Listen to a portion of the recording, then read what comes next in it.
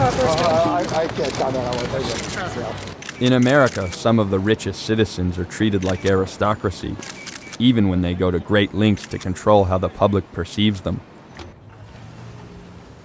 When I contacted Warren Buffett about this film, he refused to talk. But a friend introduced me to his granddaughter, and she invited me to her home to show me what life is like in the second richest family in the world.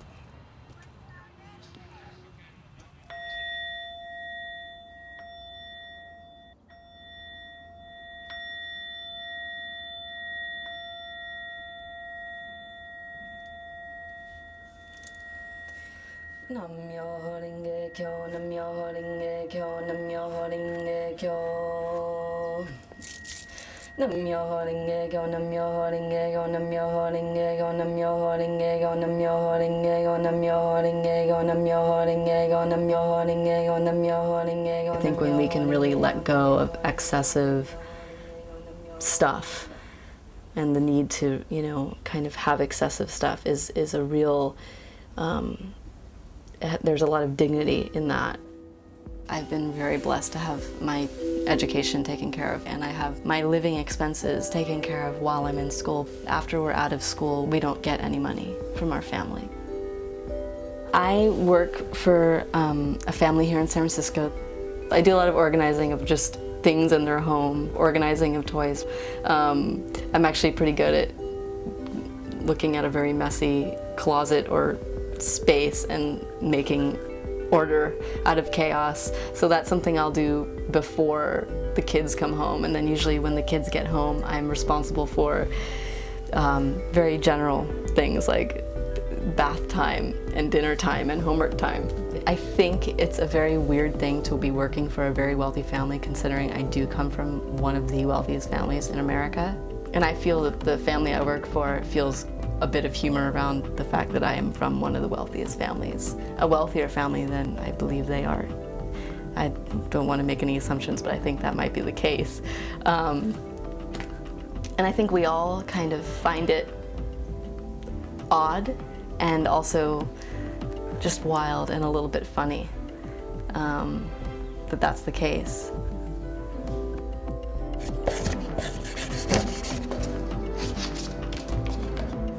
Since I was like 18, I've been totally focused on making art, being an artist. I transform a lot of my questions, doubts, and fears through art.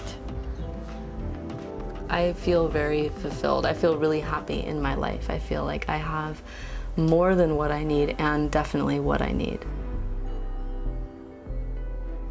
How do you feel like your grandfather would react if he saw you in this video?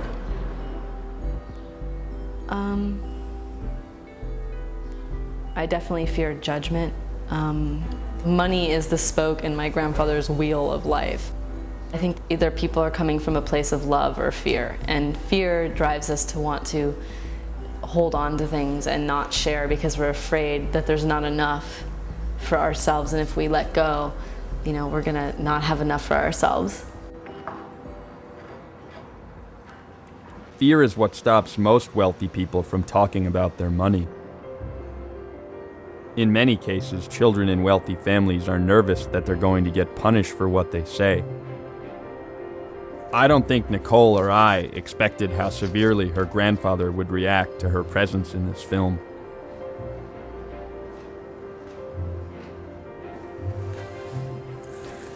But after the shoot in her studio, she received a letter from him that surprised us all. So, did you read that first opening line?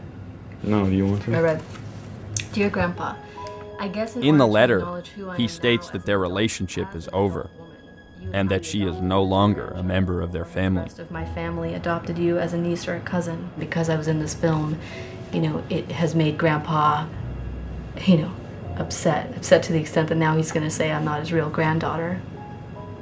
In this picture of Grandpa and us as little girls here, I've spent months and years of my life at his home in Omaha with just my twin sister and I. In spring break, we would go and visit him, and we would stay in his home, and it was just us, and we spent so much time bonding as his grandchildren. Money is a part of life. You have to make money to live. And so, but I think that when that element of necessity is taken to an extreme, there's an imbalance there. And with that monetary imbalance comes an emotional imbalance. At the same time of Nicole's struggle with her grandfather, Warren Buffett came out and announced that he was giving a majority of his fortune to charity. I asked Nicole how she felt as the world celebrated his generosity. I feel that who my grandfather is publicly, as a public figure, and who my grandfather, Warren Buffett, is as a grandfather, as a father, as a brother, as a son, are two completely different things. Warren Buffett's reaction to the film ended up in the newspaper. My family started to get nervous, and they called me in for a meeting with my father and his financial advisor. Jamie, I don't agree with the thesis of your movie. I don't respect the way in which you documented it.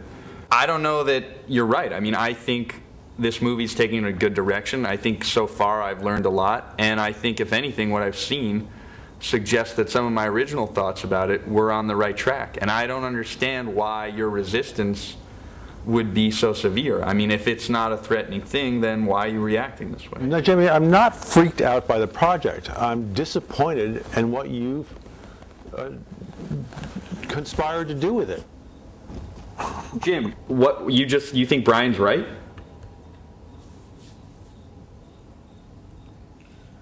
What do you mean, Brian? He's upset. I can understand it. I'm not sure whether he's right or wrong, but I feel like this movie is a good idea, and I feel like I've got to go forward with it either way. I can't take any more. It's too much for me.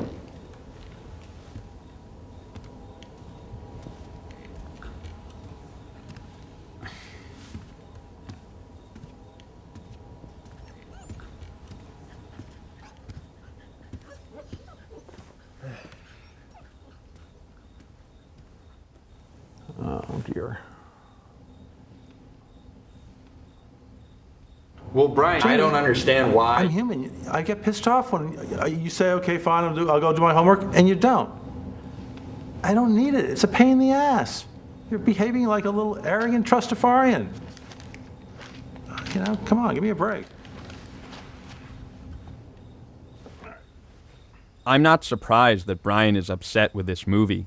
His job is to ensure that members of the 1% keep getting richer. And for him, the growing wealth gap is an indication that he and people like him are doing their jobs.